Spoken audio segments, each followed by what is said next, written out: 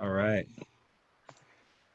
What's up, everybody, and welcome to a very, very, very special episode of Candid Boss Talk. It is my absolute pleasure to have the man, the myth, the legend himself, Mr. Bryan Franklin. Bryan is the founder of BAM, now BAM.eco. He's a visionary, an entrepreneur, technologist, and what was that O for? The Vita actually. The A is out there. I had to mess with you on that one. Oh, okay. He's living the Vita not so broca, bringing in so many people along with him too. It's such a pleasure to have you on, Bryan. Thank you for coming on with us. And for the people who don't know who Bryan Franklin is, could you give us a little bit of a quick background for Yeah, I'll us? do quickly. I'm a cooperative economic strategist and have been working tirelessly since 1998 to disrupt the network marketing industry. And our company, BAM, is competing with the likes of Amazon. Man, Thank you. that's some big words right there. There's some big It's words right there. big. It's real big. It's really big. Right. But we've And, been doing it and a long time, yes, since '98, correct? since 1998, yes. Outstanding. So on your 20, so this is your 22nd or 23rd year. 20, we're going 23 Okay. in August of this year Outstanding. ish. Outstanding. Yeah. And could you tell us a little bit about BAM? Yeah, bottom line, I'll go back to 1997 when I was able to do an active retirement from the technology sector. I was actually able to retire. My background is high tech and printed circuit boards. And I said, my family members probably won't have the same opportunity to participate in the technology sector as I did. I started early, man, 1984 in the tech sector. The personal computer was introduced in 82. And so I wanted to create a model where they could actually kind of work from home, share relationships. And so I set out to create a network marketing company back in 1997, launched in 98, called madvoice.com. MAD is an acronym for making a difference using your voice. Prior to that, it was Madeline's Voice, which is a voicemail greeting service. And go forward to the early 2000s, internet shopping mall business opportunities were becoming very, very popular. Hmm. And I discovered that, everyone doesn't need to have their own mall. And so we created a model where there only needs to be one. And so we moved from Mad Voice to oneimall.com. That was very difficult to remember. And then we moved to bamway.net because bamway.com, we didn't want to buy that URL at the time. Right. And so as some cash flow kind of increased, we finally bit the bullet in the resale market, bought it. And then most recently, one of our business associates has a TLD, top level domain. So .com is a TLD, top level Mhm. domain. They have .eco. .eco stands for ecology and economy. And so we just recently, in the next 30-ish days, are launching BAM.eco, which is a collaborative economy.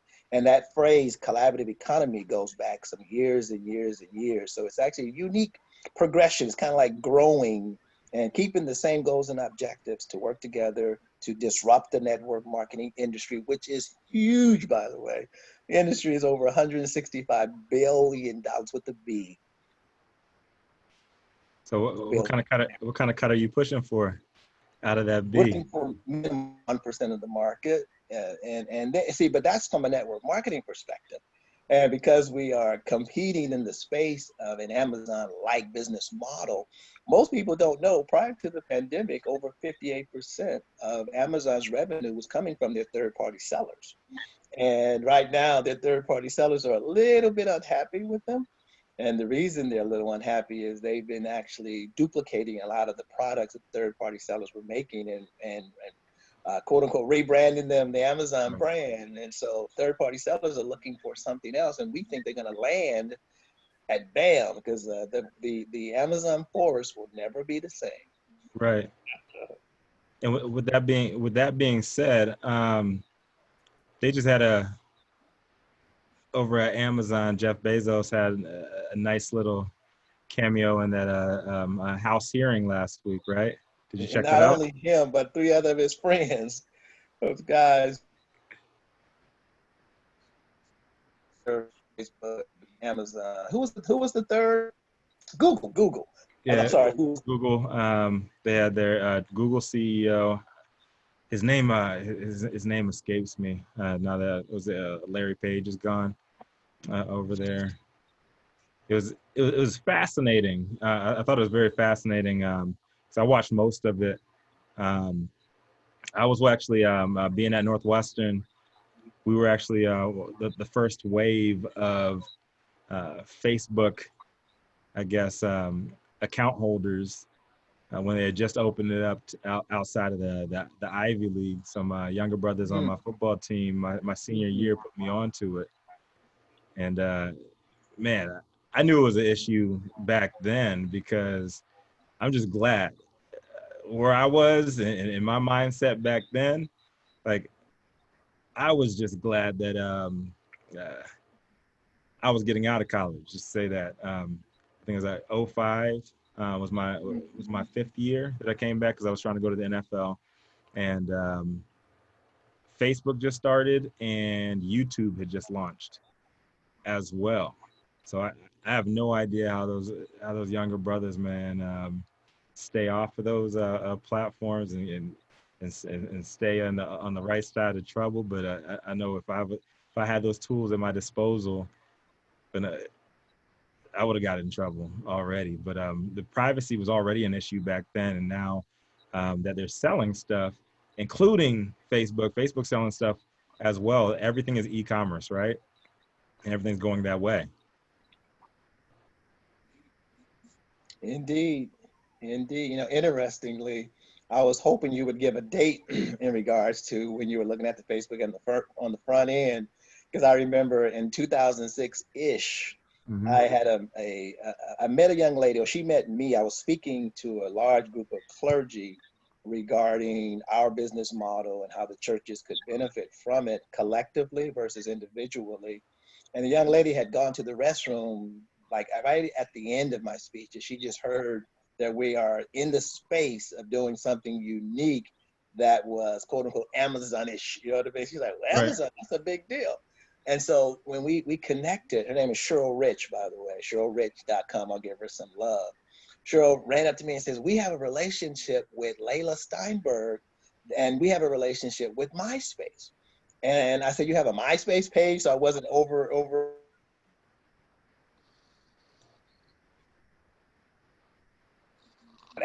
But then I concluded with, they have to change their model or they're going to be overtaken by Facebook. And guess who was right?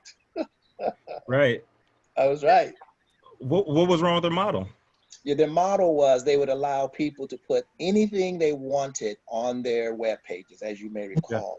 And Yep. so load times were exceeding in excess of 30 seconds to a minute and more.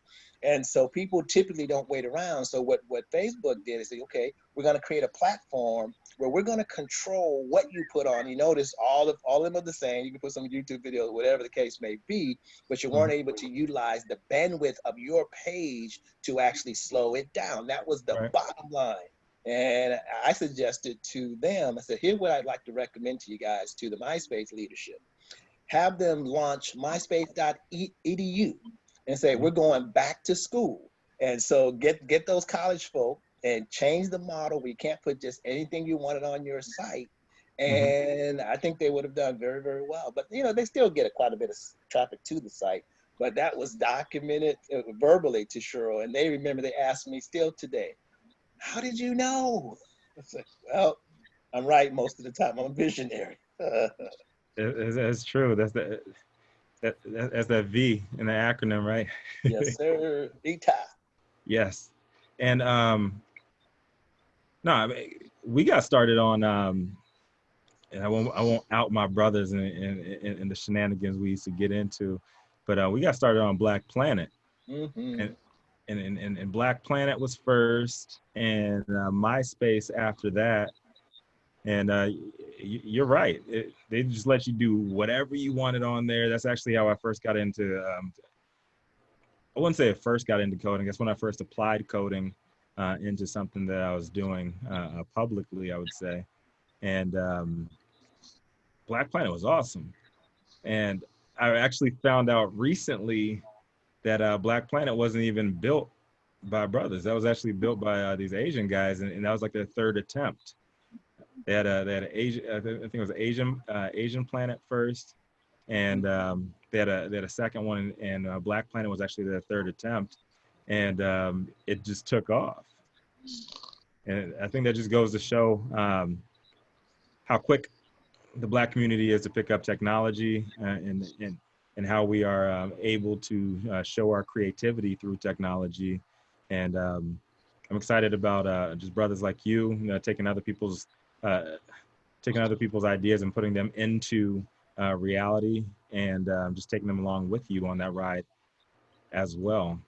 Um, Tell us a little bit about your technology background, if you will. Yes. Again, I'm a former uh, field engineer. Actually, I was hired by a company called Trace Instruments in 1984.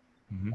I actually was a field engineer. I used to travel over 100,000 miles a year around the world.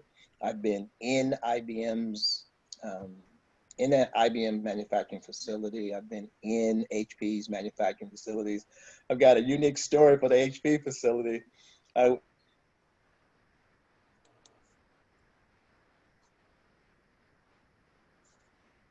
uh, they were in Loveland, they still are probably in Loveland, Colorado. If they're manufacturing onshore, they may have it going offshore.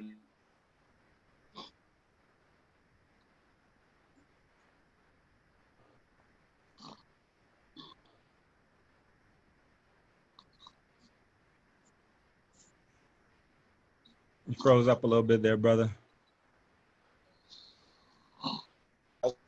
Please, You want to repeat that last line? You froze up a little bit.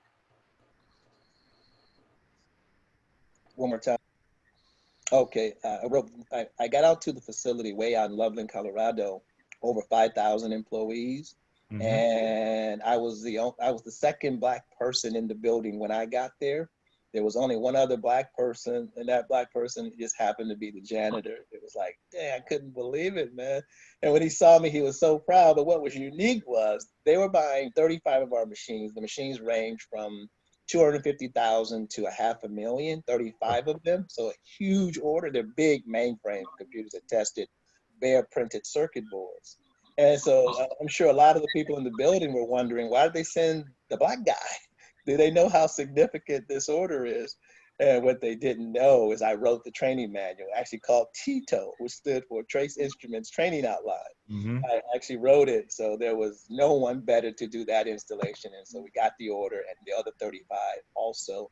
And because of that and others, they actually said, Bryan, your skill from a field engineering perspective is good, great for the company, but it's not fair to you to go out and do the installations, the trainings, and we get the orders. So they put me in sales. So I got into sales in 1991. I was the Western Regional Sales Manager.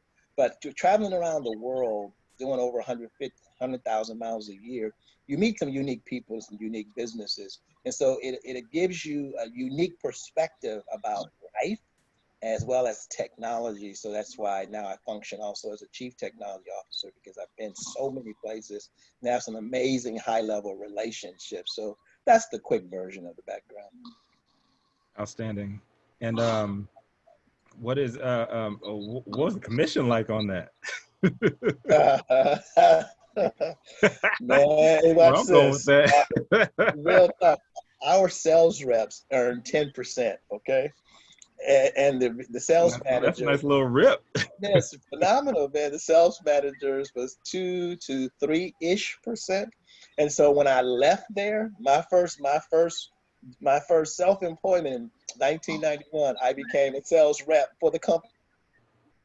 Right. I made more money as a rep than I did as an employee. Uh, I would think so. What is that in today's money? What? It'll be about a million or 1.5, somewhere around in there for the Hmm. equipment. But most of that work, unfortunately, is offshore. So a lot of that's no longer in America. It's in China Manila, Vietnam, and China, many other places, but most of the manufacturing is not here Right. Yeah, I had a conversation with my Uncle Gene, out in PG County, out in Maryland. He was selling computers back in the '80s and made a anymore. killing. He was just telling me, like, he was selling IBMs, but like back in the early '80s too. And that's so my grandfather, he got into computers early, and he actually influenced my mother to get into it also. It's actually a major part of my personal story because my grandfather got her a job at GE back in the Mm-hmm. day, and she ended up being at GE for almost 20 years. And Wow. she actually dropped out of college to have me. And so she dropped out of college to have me. She ended up at GE for, I think it was just under, like a couple months under 20 years, um, after my grandfather was able to get her a position there. And they actually let her go. She was the international IT lead for GE Fanuc, and she actually helped all of the computers become Y2K compliant over in China. Like, led the whole team over there in 2000, and they let her go in the Great Recession. I was ready to quit corporate finance and help her start her IT consulting firm, but yeah, the hustle side ain't on that side of the family. She didn't want to go that route. Um, but it just like goes to show, if you get in early, especially on the technology side, there's so many opportunities available for you. And I believe they let her go because she was making too much money without a college degree. And back in the '08, when GE's or their shares started to slide a lot, um, they ended up getting rid of a lot of the high-priced people. And they figured that they could, even though she was the head of their help desk, it'd be a lot cheaper to get a college graduate, a recent college grad, slide them in that position, and they actually look better on paper. So, so speaking of that, Yes. yeah, speaking of that, there's a lot of black technologists out there, who just don't get a lot of the same opportunities as others traditionally. Has that changed recently?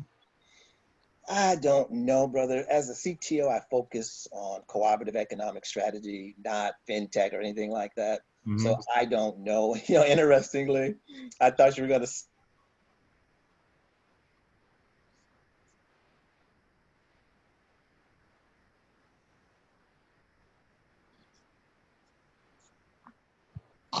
We're gonna wait for Bryan to come back in here. You don't repeat that, Bryan? You cut out Yeah, again. I said,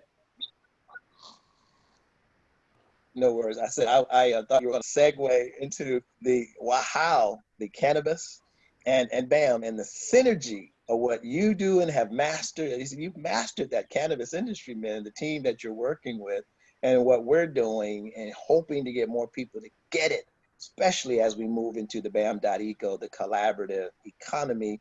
During this time, man, there's never been a better time, in my humble opinion, to be an entrepreneur, especially if you recognize the value of collaboration versus working as an independent individual. Hence the success of the big four, that the government saying they have a monopoly. They do Hmm. a lot of collaboration at the high end, man. It's a lot. A lot of people don't know the percentages of Facebook that Bill Gates owns. For those whose eyes are wide open, right now Microsoft is probably going to buy TikTok. You know what I mean? Right. There's so much at that level, and so one of the things I want to talk about, without just belaboring some of the background stuff, is some of the things that we can do during this time Hmm. based on cannabis, based on internet. And by the way, you mentioned about the e-commerce piece. Right. A lot of people, Rico, do not know how few ways there are to make money from the internet. And the answer of how few, you see those two: Hmm. selling something or advertising something. And the So, cannabis, yes. go ahead. So, how do you make that transition? So, if I were the lay person right now, especially in cannabis, the cannabis universe is wide open, especially in the digital side. of the equation. And that's something that I was blessed to find out through when I was doing Cannagather. That was, I'll never say it enough. That was probably the greatest internship that I've ever had doing Cannagather Digital.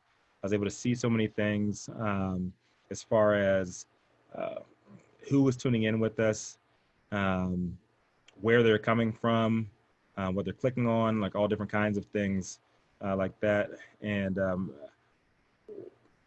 I already saw the writing on the wall um, with legalization coming. So with legalization coming, and that's why I jumped on with Baker Technologies.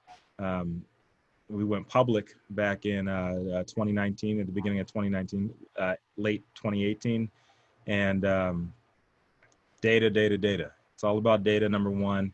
Everything's going towards the digital space. And what a lot of folks don't realize is you don't go to the Advil store, you don't go to the Tylenol store. Once cannabis goes legal, you think Amazon's not going to take over? You think like e-commerce isn't just going to take over? There's very few cannabis. I don't want to get shot, digitally shot right now by saying this out here in California, but globally, there's very few quote unquote cannabis connoisseurs, and a lot of people are just going to be buying everything online. So how would you transition? What were the first steps you would say to the young entrepreneur trying to do things online? What are the first steps you have to engage in when you're transitioning into the e-commerce world away from brick and mortar? Well, first thing I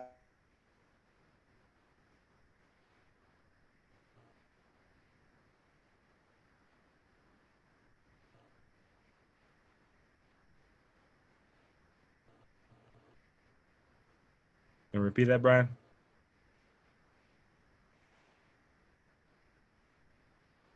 see moving. There you go. Okay, You're back now. sure.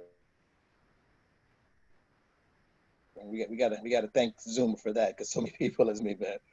But the first thing I would do again is see who's in the game Mhm. and merge with them, acquire them, see if they have a strategy for franchising or collaborate with them.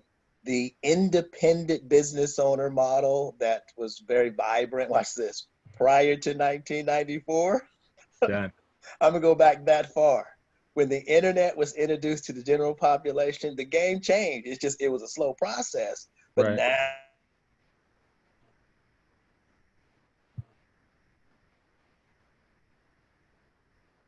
right now. I don't want to go too deep and philosophical, but it's got to be go and collaborate with someone who's already in the game. Again, merge, strategically partner, and that's what the big boys have done for years, man. They merge, they strategic. You know, you come from fintech environment and investing.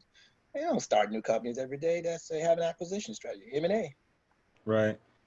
And that's what I'm all about. You got to collaborate. You got to build partnerships with folks, and let the people with the long money do all the hard work. That's Mm, uh, it's way easier to make. It's way easier to make it to the deeper water when you're a barnacle. yes. Right? You can ride the wave of that whale. Just make it to the promised land Mhm. way easier. Yeah, Um, and that's kind of why too with BAM, our entry fee 199, and with so many people that have filed for unemployment. I mean, it's over 40 million people that have filed for unemployment. And you look about what they're quote unquote deliberating right now in the Senate and in Congress. They're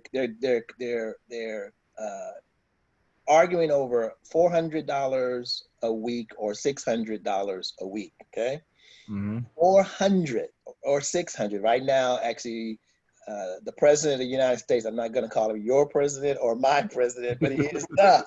He's the president. That's facts, okay? But he signed the bill, I think yesterday, regarding $400 a week. So for the 199 with BAM, for example, all these people who have filed for unemployment, and the few that, not the few, but those who still have their jobs, we Right. recommend that every last one of those people that have a job that's going to get a stimulus check, because another stimulus check is coming, take 199 off the top and become an entrepreneur? And then a lot of people say, well, okay, doing what? Well, and that question's been asking me many, many times. And I say to them, what does Amazon do? As people kind of pause for a second, they think about the logistics. I said most of their money they make doing nothing. So Right. so it's a new game. So you need to learn the new game. And so you might have to take a little bit of your money, do a little education. So the 199 is going up, by the way, in 33 days, somewhere around there. You go to bam.eco, you can see all the data. But get in the game, first of all. It's not like the lottery. If you don't play, guess what? You're not going to win. And so we made it really easy. We've been around a long time. And again, 94, when the internet was introduced to the general population, that's when the game changed. So I ask people frequently, why do you think Jeff Bezos of Amazon is so rich? And part of it is he was a first mover in regards to this e-commerce piece, and he took full advantage Mm-hmm. of this new economy. Let's call it the internet. Okay. And so for a 199, they play. Now, let me say this real quickly in regards to creating wealth. That's one of the things that's on your list also. One of my jegnas, and I use the word jegna in lieu of mentor. I'm not going to go deeper into that one. However, Dr. Smith, in researching how to create wealth, and he discovered, especially for Black people, as you know, right now, we're popular right now because of all, thanks, unfortunately, to our brother, our ancestor, not George Floyd. People want to do something. But to create wealth, one must be tied to at least two linkages of the mainstream, which includes real estate, the trades, and commerce. In the cannabis industry, all three of those verticals are covered. You've got growing, quote unquote. So now you got the trades going on. You have real estate. You have the selling of it. And then you have the cultivation and the manufacturing. So you have the real estate, the and so the marriage that I would like to see people that are connected with you, people that are connected to me, to really look at the value of one, how the internet works, the two ways to make money from it, cannabis, the decriminalization, how it's affected the underserved community, the network marketing industry targets poor people. And so, Right. you know, there's a lot here that we can work collaboratively to take advantage of this current opportunity. I don't even like using that word, but it's an opportunity to make a change. And so just appreciate what you do and us having this chat about some things that we could do that could be very beneficial to people that are looking to us and others for some guidance of what to do. No, absolutely. And you know, it was just with me. It was more of a necessity. Um, I got the baby girl now. She's 4 months old today, Congrats, and big buddy. I appreciate it, man. And just shifting over, my whole business was depleted. Like everything was just decimated with COVID-19. And I always say, the universe makes no mistakes, but although we often do, right? And I was already transitioning everything over to the digital realm, just so I can, so I'm not a, so I wouldn't end up being an absentee father. Number one, I could spend more time with my family, help my wife out. Um, but COVID-19 hit. I didn't know what to do. Like immediately, I was only a month off. Like, don't get me wrong, I was only a month off of having everything built for my own companies, but I was doing live events. Um, I had to return almost 24,000 worth of sponsorships for my live events. Just signed a huge deal with a luxury restaurant downtown LA, and I was sitting on cloud nine, and then this whole thing hit me, and then I forgot I'm a hustler, and it was great. The best thing about doing everything in the virtual space is people can't sneak into a virtual party. Mm. What I mean by that is everybody has a digital footprint. You see different ISPs, you see different people's data, and you're able to extract that. and see exactly where people are coming from. You can see, you can grab their email addresses, get their phone numbers, whatever as long as you're putting out a great product, right? And what you're doing with BAM is on a whole different level too.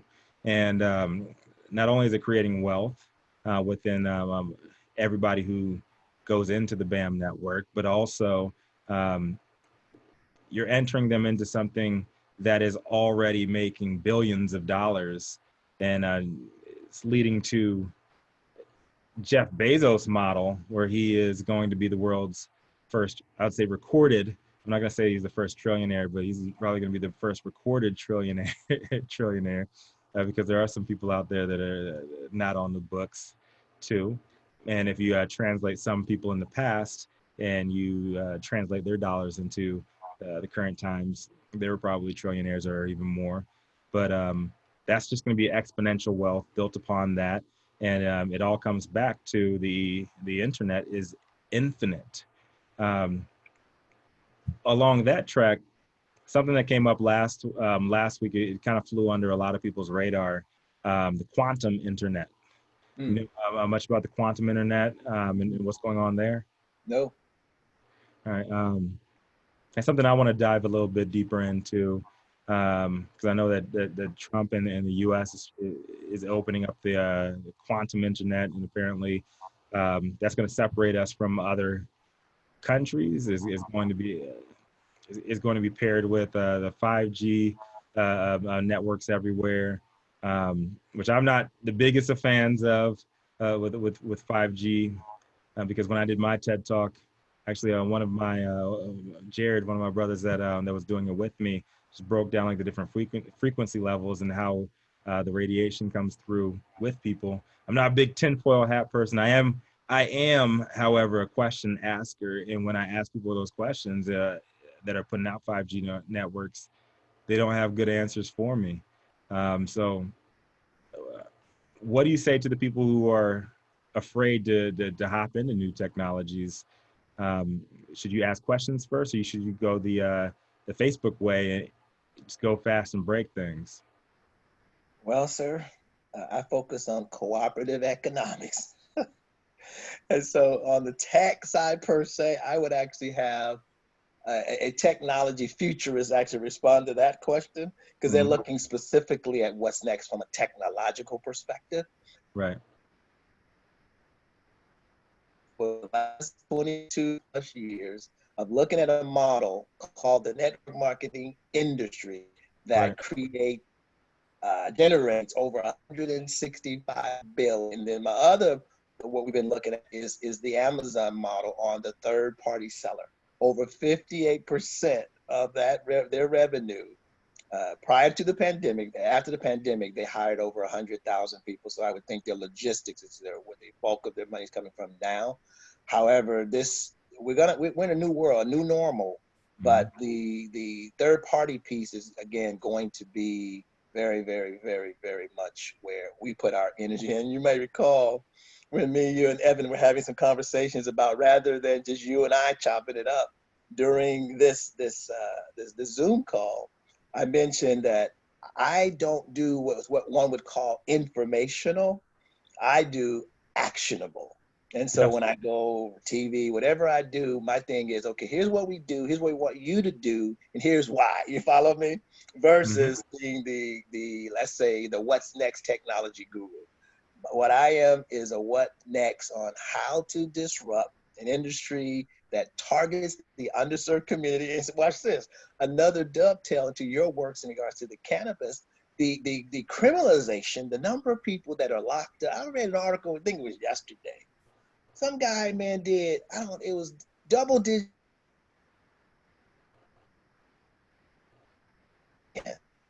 I think I see you freezing. Okay. I'm here. You saying he did double digits?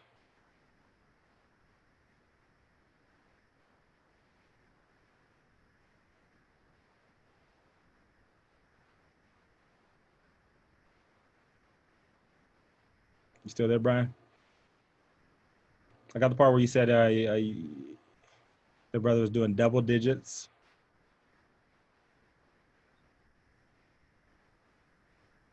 All right, man. That was a long one right there, boy. There we go. So you said where you cut off was double digits. Yeah, that the gentleman who did the time, it was $30 worth of marijuana, and it was a double-digit amount of years he did because of it. There might have been some other extenuating reasons and That's a allegations. three. Was he in California? That was a three strikes. Might have been three strikes. I just saw the headline, and I didn't read the article. I should have read the article just based on us time that we're spending right now, because it's just the criminalization and the opportunity. Now, let's talk about real quickly the licensing in California, for example. We can talk about it.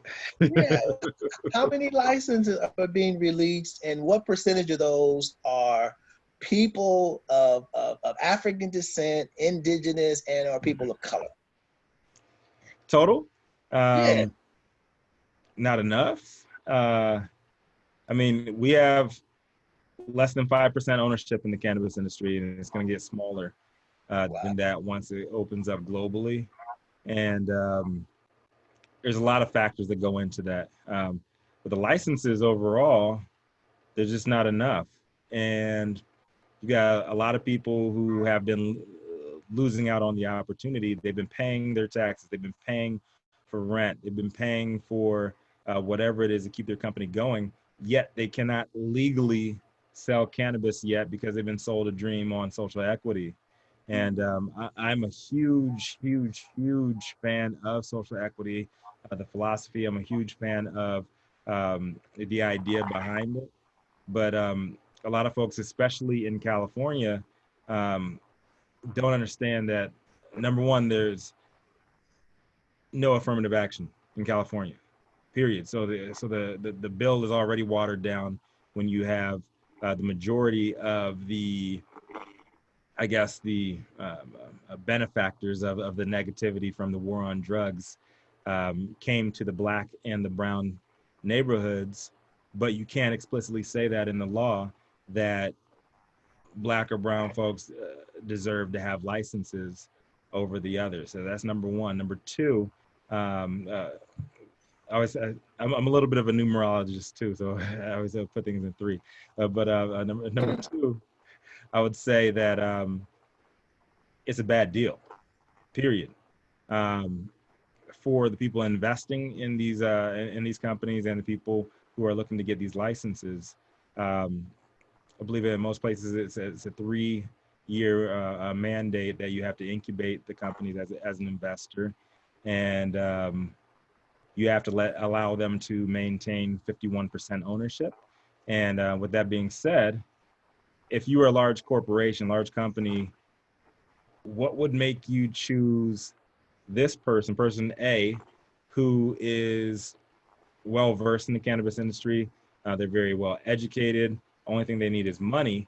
Um, why would you choose them over some just like nobody off the block with no experience at all, when you know that you can probably at the end of that 3-year incubation period buy their license off of them for pennies on the dollar? That's the smarter business move for a corporation.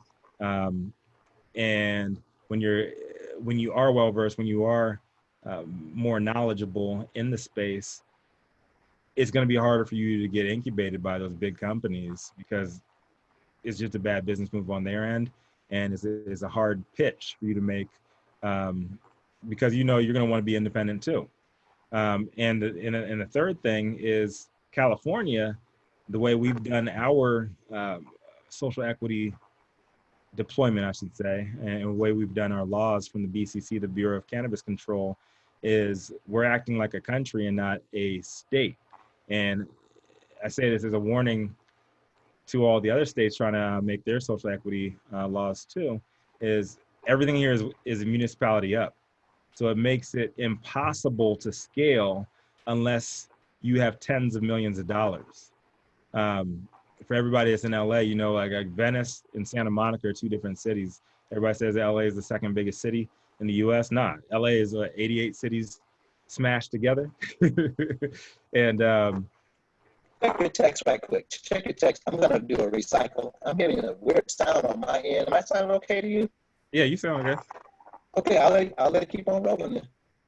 All right, and yeah, you can't scale. You cannot scale. Like if you're in the cannabis industry right now and you have less than um, millions upon millions of dollars, you can't scale up. It's municipality up. So Venice is right next door to Santa Monica. They have different laws, and a lot of places different testing thresholds too. So how are you going to scale up and go from block to block, go from neighborhood to neighborhood if you have to follow different rules, different laws every single time? So the time is now to go switch over to the digital realm to make it a lot easier. So you wanna take a couple of questions now too? So like I said, this is a very different format for us, and we want to be more interactive today as we can because we have a very special guest with us. Do we have any questions from anybody out there in the land? Anybody in the Zoom room? Anybody out on Facebook?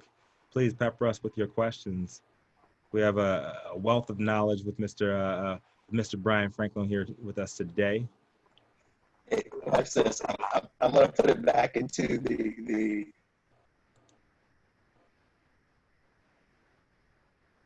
Come open up everybody in the room. Open up the chat room.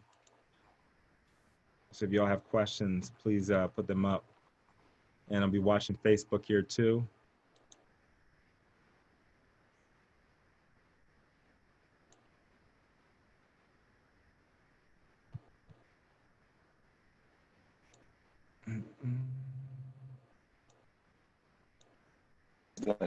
Format tonight also. All right, go ahead and say that again, Bryan. To allow us to add a little bit, talk about something. Also, I appreciate you guys doing a different format, also allowing us to chat a little bit. Absolutely. And, yeah, appreciate that. Yeah, we usually record these. We usually record these one-on-one, and our guy Henry edits them. He's gonna chop this one up and edit it too. But we usually just present them probably like a week or two after we record them. So absolutely. And let me reach out to the Facebook too on my third screen over here. Yeah, room filled up pretty nicely too.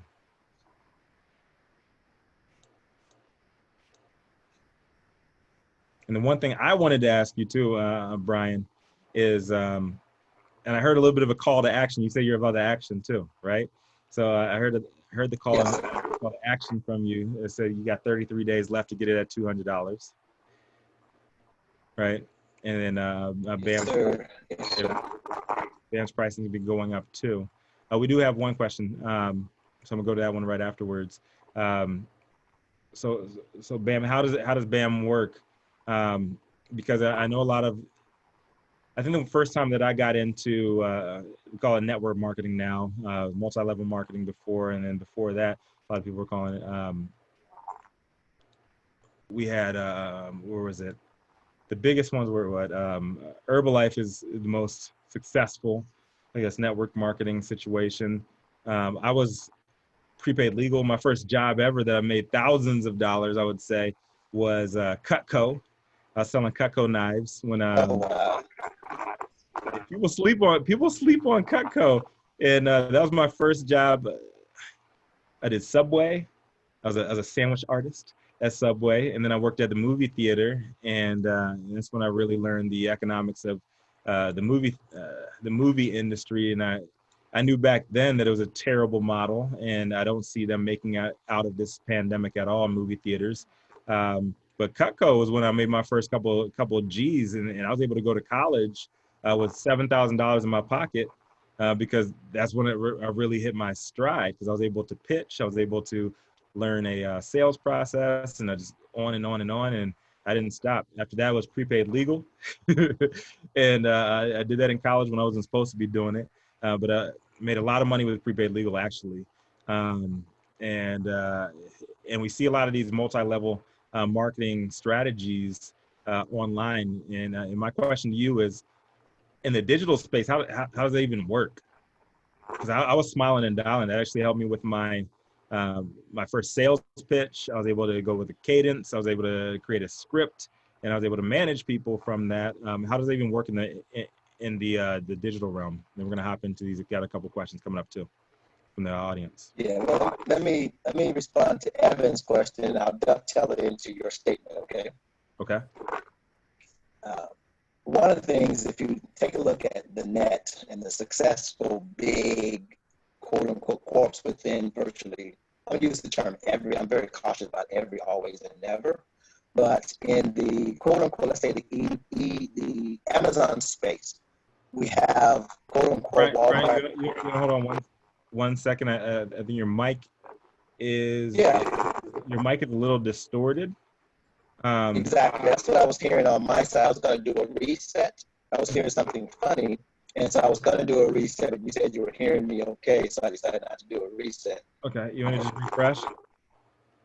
If I do that, it's going to take about 2 minutes, 3 minutes. And I don't want to do information overload, but I want you to hear me as I answer the question. So why not go ahead and do a refresh, and then we can kind of do a conclusion when I come right back. How's that? Okay. Yeah. Okay.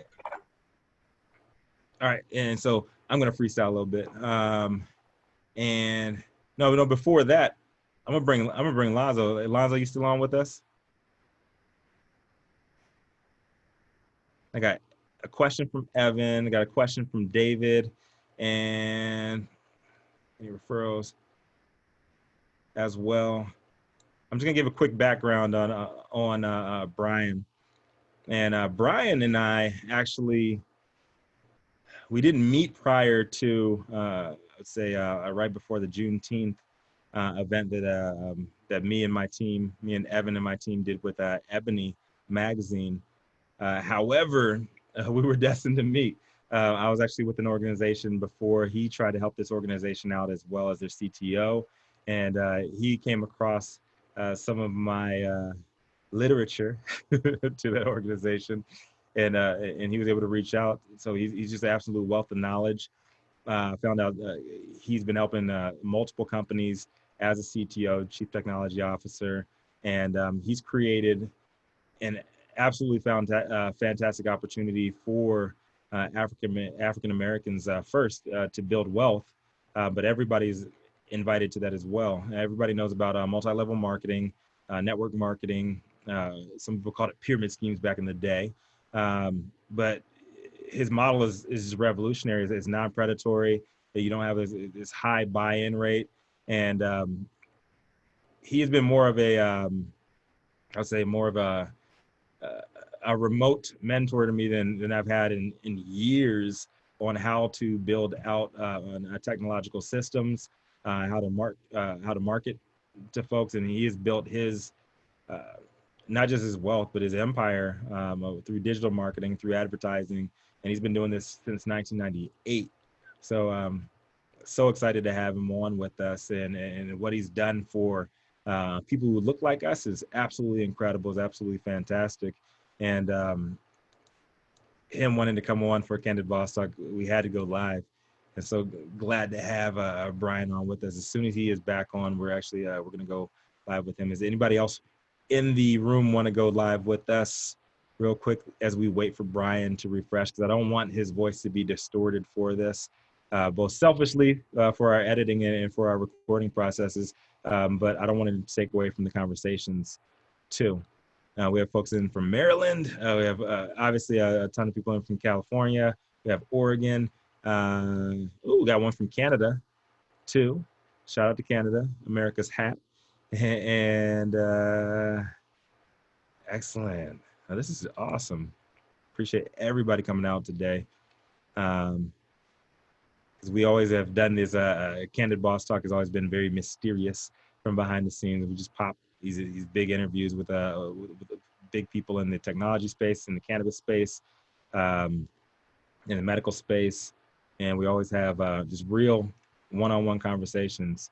The people that Bryan's connected to is just mind-boggling, and and I can't wait to have him on my other podcast. We can go even have a longer conversation with him, talk about um, his history and everything that he's done in the past, and how he's gotten to the space where he is right now too. We're actually live on Spotify too. Evan gave me a nudge for that also. Let's see. So David, what's happening, David? David said, how is investing in cannabis done collaboratively? Any referrals for David? Oh, what's up, David? Hey, David, we can actually talk about that as deep as you want. Let me know if you'd like to come live with me, like on video, we can do that too. But I'll answer your question immediately. So cannabis collaboratively up until now, up until the pandemic, it's been a mixed bag. Here out in California, depends on where you are. I say Oakland is a lot more cohesive with the collaborations than Los Angeles is, but things are changing, and the pandemic has actually forced us into a space where we have to be more collaborative, or you're going to die. You just have to. You have to team up with folks, and this is what I've been telling people since I first came into the industry. When I was in the digital space, when I came in with Baker Technologies, we were a data company masquerading as a loyalty program. Put it, that's a long story short, but put it simply, we were a data company masquerading as a loyalty program. And the way we did things was everybody was trying to create their own path. Everybody's trying to create their own lane in the industry. We wanted to work with everybody, period. And in California, everybody who knows, we are about 26 years deep of quasi-legality. And with that being said, people came up in their own silos. So a technology company like myself, it was tough for us to come in because we had a huge elephant in the room, which their name was Weed Maps. And Weed Maps didn't have a lot of friends, but they had a lot of clients. And their average client was paying them over $7,000 a month. And all I asked was for a little bit of that. And it was an easy conversation for us to have because we were able to get data back to people, and we were able to teach them how to use that data to expand their reach. And we created a lot of competition for the large companies in the industry. They didn't have competition before.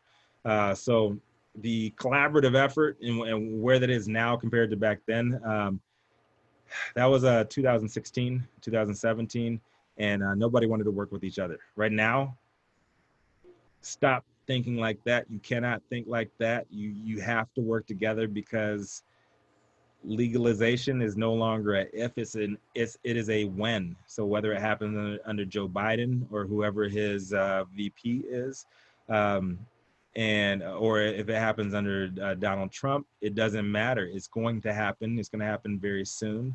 In December, the UN and the World Health Organization are voting, number one, they are going to deschedule cannabis worldwide, and they might be decriminalizing too. What that means is you're going to have a global opportunity for cannabis. And what people don't understand is the only place where cannabis culture is, and I love cannabis culture, don't get me wrong, I come from the culture, I love the culture, I support the culture. However, the money is going into medical cannabis and industrial hemp. And there's a great conversation I had with Dr. Rachel Knox. If you haven't heard of Dr. Rachel Knox, please look up Dr. Rachel Knox. Her family is doing outstanding things out of Oregon. And she's all about the endocannabinoid system and educating ourselves. Education before economics, always remember that. Money is being poured into the medical space, and money is being poured into industrial hemp. Everything around us can be built within the industrial hemp realm, and you should be looking into those. But the collaboration is key to going forward because you cannot fight the government. You cannot fight these large corporations that are publicly trading with a mere couple $100,000 up to $1 million. Like, you're not going to last. And these small companies that keep on going at each other. I tell this to all of my clients here in Los Angeles, here in California. Those are your best friends, period. Team up with other folks, find out what your weaknesses are, your strengths are, and find out a way to collaborate and build something large, because you're going to have to go that route when federal legalization drops, and you're going to have to go that route sooner than later if you want to be a player on the global stage when it's much larger. And we need more Black and brown operators, period. We need more Black and brown cultivators, business owners, and if you're whatever you're doing in mainstream, 95% of that is available in cannabis industry, and we're only at the tip of the iceberg. All right, Bryan, back with us. What's happening, brother? Hey, man. But yeah, as you were talking, it kind of dovetails into the answer that I was sharing regarding the space of Amazon and others wanting to get into the space. One of the reasons why he's been so successful is their acquisition strategy. It's the acquisition strategy. We gotta get you some Ethernet, brother. I don't know what's going on with that. We'll check it out after the call. But 200 MIPS. But We're burning up the internet. That's what's going on. You want to see the that? acquisition Bam. strategy of huh? I said we're burning up the What you internet. said? That's what's going on. They want to see that. Bam. There you go. There you go.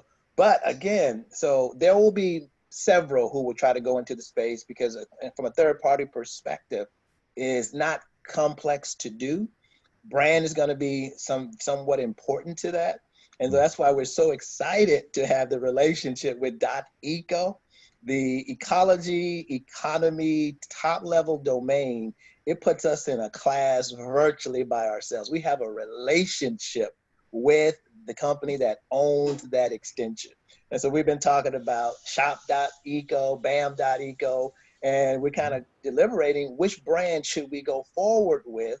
And it's pretty easy to remember BAM. Shop is not difficult to remember, but we feel we've got a model that will really, really help people to collaborate with us versus doing it independently. Because we found that those who have tried to go in independently, it has not, as you were sharing with you, just your resources or trying to go against the giant called Amazon individually, man, it's going to take some collaboration at the highest level. And so that's our recommendation. And then again, for currently, we've been focusing on the individuals who have done, watch this, the plethora of network marketing companies as you have. I didn't know all that. I didn't know the long list. That was our focus from day one to now, and we're moving our energy over to the third party sellers. And so currently Amazon gets a substantial piece of when people sell their products on their site. It's very large. So our new price at $3.99 one time, and we don't take any of their commission. We think, excuse me, we don't charge them any of their revenue from their sale. We think that's going to be a really nice model. They may follow it at some point. Amazon Prime does very well. Over 125 million people paying them $99 a year. So those and we thought about also some subscription models too, Right. so that we can get that ongoing revenue, not just the membership. But we think that we've been in the trenches. We've done some very significant relationships, but our relationship with .eco, keep I think he's on freezing up. So .eco, that's, yeah, I've never even heard that before. yes. Yeah, I've never even heard of .eco before. And what is the significance behind that? So ecology. Yeah, the whole goal was green. So from a green perspective, so quote unquote work from home, ecology, and it's trademarked, by the way. So you have to be approved to actually even buy the domain and use the domain, excuse me, the extension. So it's quite unique, man. Quite unique. And so you'll be hearing about it tremendously and within the next 30, 60 days, .eco you'll see a lot in regards to .eco. I can dig it, man. I love that. I absolutely love that. And yes, I was a multi-level marketing champion, like from the beginning, from my Cutco days, vector marketing, and then when I was in college, um, uh, I was with prepaid legal, and crazy thing is I got into prepaid legal because I actually needed a lawyer. I was involved in a hit and run. I was a different I was a different person back then, and I was involved in a hit and run and it actually worked. And one of my homeboys was actually selling prepaid legal, and I was always down for the hustle. I had a couple of extracurricular jobs when I was playing football. We weren't allowed to have like regular jobs. We weren't allowed to just make money. And me being, I was in a special place because freshman year I was able to have Pell Grant, and then my mom got a raise, and I was just Mhm. out of the realm of getting that financial aid, but I was a scholarship athlete, right? And but I wasn't rich enough where they were able to actually pay for everything for me, and that's what a lot of people don't address that with collegiate athletes, and I'm glad it's being brought up now. Yeah. And Dr. Knox actually, she actually sent me this with the Pac-12. Uh, they actually have like they have a website where they're actually asking for rights, both racially, financially, so they're not being exploited so much. And I was broke like all the damn time. Like freshman year wasn't as bad because I had Pell Grant, but after my mom made a little bit more money, I couldn't get money from the school, and she gave me like a $75 allowance every other week, but they didn't have any other money to send me, and that's why I will always defend Reggie Bush for his decisions that he made, like taking those $100 handshakes. Hmm. We were making it was $990. That was our stipend that we got monthly, and we were professional athletes. And people say, "Oh, you weren't." Like, yes, we were. I wasn't able to be an economics major because of my schedule with football. So I ended up being an art theory and practice major. I am an artist, but art theory and practice and communications double major, and I minored in economics. And I couldn't be a full out econ major because of my schedule. We had a couple of pre-meds on the team, but they were frowned upon because they couldn't make practice. And our coach always would tell us, you know, he, yeah, he would always tell us, school first, football second. And rest in peace, Randy Walker. And so I had a couple of side jobs. I did a little bit extra on the side, even though we weren't allowed to, because I was broke. And when we had a bowl game, we were in the quarter system, so school was out of session. So we couldn't even go to the dining halls. We had to live off the $990 a month. That rent, gas money, food, and we were always hungry because we worked out twice a day, and cell phone, like everything within $990 a month. Try living off of that. So shout out to those guys. And so yes, I was a hustler. Got into got into prepaid legal. Had a couple other extracurricular money jobs too, and it was worth it. So what you're doing in the digital space, like and not being predatory with it too, is just phenomenal. And I've never seen a model like that. And would you say that you're first to market with the BAM model? Well, somewhat, really. Okay. But when it comes to the e-commerce platform, quote unquote, Amazon SBS model, ship by seller, we are really very much close to being first to market. But now, I don't get on the front end immediately because it's easy.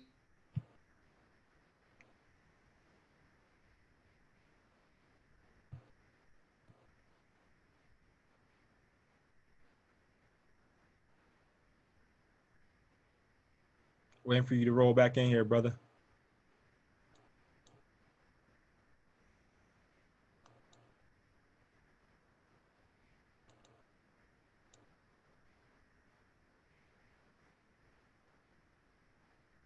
Okay. There you go. You're back. Okay. But yeah, so again, from a collaborative perspective of using the net this way, understanding the few ways there are to generate money, tying it in in a synergistic way to the network marketing industry and Amazon. Again, one of our biggest challenges is the larger the lies, the more people believe. And so we've been staying a course, and we're at 99.99, but we've been at 99 for a long time. Okay. And so I'm really excited about, again, our strategic relationship. And do a little background on Planet.eco.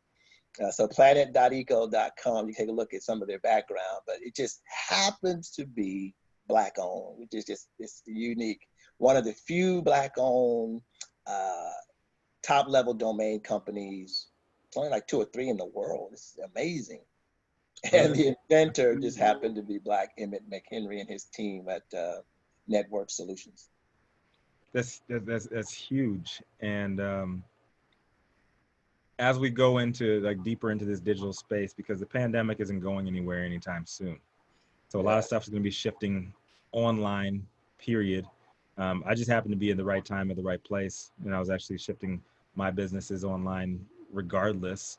Um, what would you say to young brothers and sisters? They have an entrepreneurial spirit, but they're not really deep into the digital realm right now. They just, like, God forbid, they just opened up a brick and mortar shop like before the pandemic, or they're just getting it rolling now.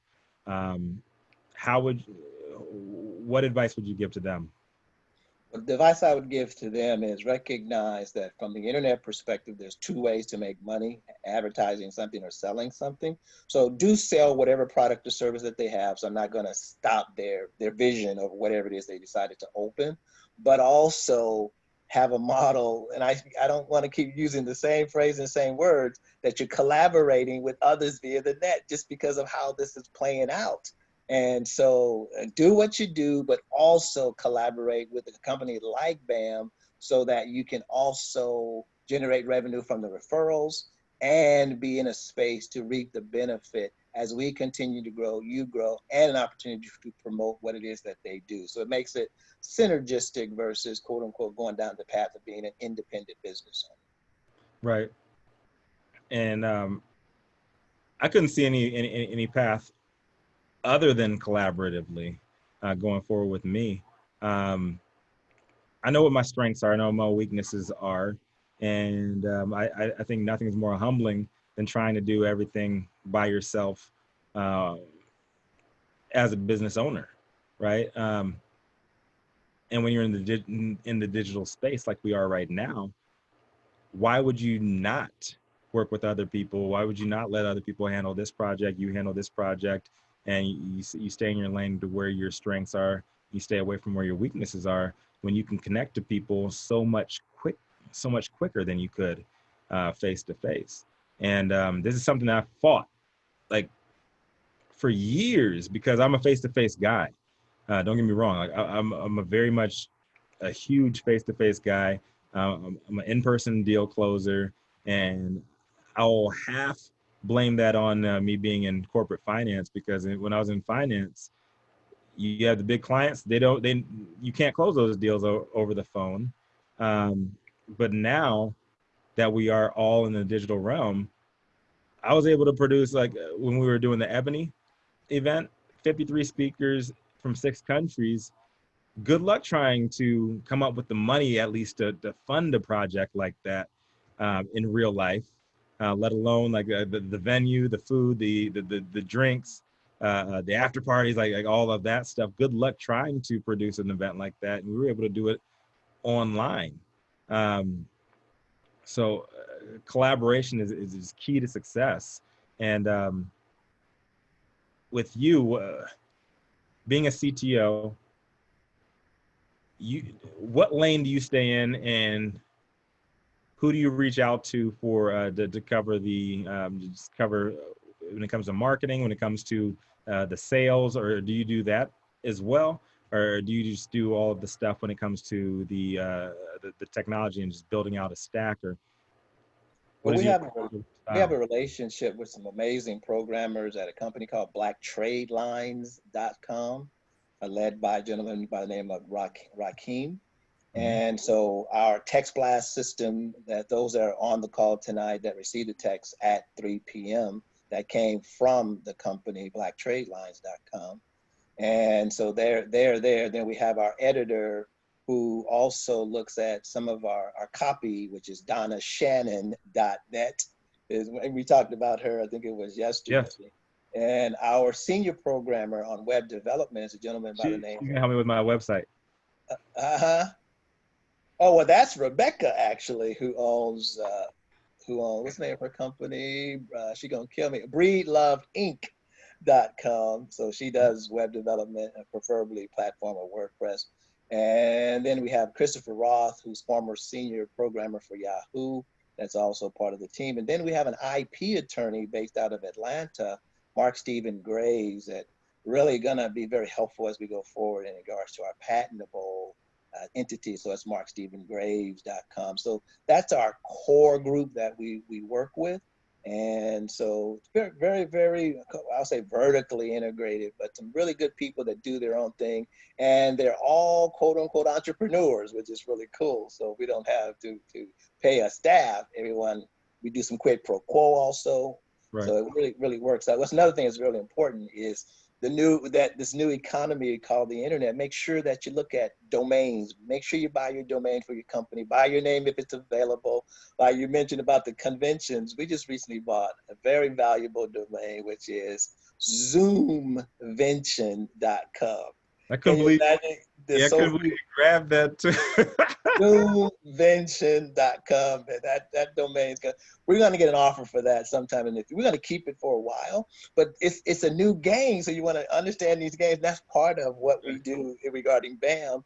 We, as you know, you've experienced some of it Yes. already, is our business consulting on some of the outside of the box thinking items is really, really, really helpful. Like, for example, today, for those who came in via ricozoom.com. So Yes. when you want people to Yes. get, go You, ahead. no, you put me on to that. You put me on Yeah. the game of that, and directly after our conversation. So crazy, crazy, timely, and I took a L this week. I'm not afraid. Like that's me, my personality. I'm not afraid to admit when I mess up. So after our conversation, I actually did buy, I think like 6 domains this week alone, and we were thinking of a name for our um, uh, uh, for the black marketplace, right? And with the Knox docs, and I came up with the name, and I loved it, loved it, loved it, and we were thinking of like different names, different ways to name the marketplace, the platform, and why we would name it this over that. And one of the things I was making sure that the domain was available. And when I was looking up the domain for this particular name of the platform, it was available $11.99 market price. We had our conversation as a team, and we were just like voting on the different names. $5,000 now. Yeah. I didn't Wow. That grab it. same domain? I did not grab the same Gee. one. The same one. Five thousand That's, dollars. yeah. That's interesting when Nick Cannon and Professor Griff did Yes. their interview. His name was going for a couple of grand, ProfessorGriff.com. After that interview, it doubled to over $4,000. So it's something that people pay, as you said, around $10 or $11 for no more than 18. So it's a huge marketplace that more people should be playing. Matter of fact, watch this. We're on Zoom right now. Zoom.com sold for around $2 million because they had Yeah. Zoom.us and they wanted Zoom.com. So they finally bought it. It's around $2 million for Zoom.com. So these are some of the things, there's some ancillary opportunities that some Right. people don't think about, man. Right. And yeah, I mean, yeah, people don't think about that. And I don't know. I have a few. I have quite a few domains uh, Yes. for my own businesses, and it was just crazy that you and I just had that conversation. And I didn't know if we were going to take my name or not, and I'd already bought 6 domains this week, and I didn't want to just like overdo it, you know. Yeah. Um, and I didn't grab it, and it's up to $5,000 right now. Hey, what that does is confirms that you are a visionary, sir. Yes, it is. Indeed. Indeed. And I strive to be like other visionaries as well. Vitas. Hey, I'm a reflection of you, and it takes one to know one. Hey, Right. but let's go ahead and wrap this one up. I don't Yeah. like to do information overload. No, no, absolutely. I definitely appreciate your time. And everybody else, thank you guys so very much, and thank you for holding on to us. We had a couple of technical glitches today. This is our first time ever going live. First time ever broadcasting to other networks too. We are broadcasting on Facebook and our YouTube channel. Um, for those of you who don't know, please check us out. Our spot. We actually have our episodes on Spotify.com. And check us out at Canndid Boss Talk.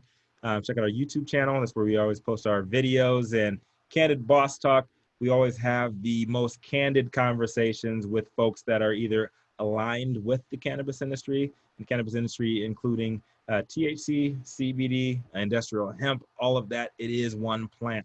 So anybody who tells you otherwise, bring them over to me. I'll educate them on that little stuff. And for the stuff that I don't know, I've got a pretty strong network, and I'll get somebody else to answer those questions because I don't like being wrong.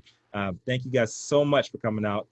Much, much, much, much, much love. Please take care of your family. Please take care of your friends. Keep your circles tight, but keep your network wide. And remember, ain't no place else to turn. You got to turn up. All right. Thank you guys, and we will see you on the next episode. If you guys like us going live, we'll go live again.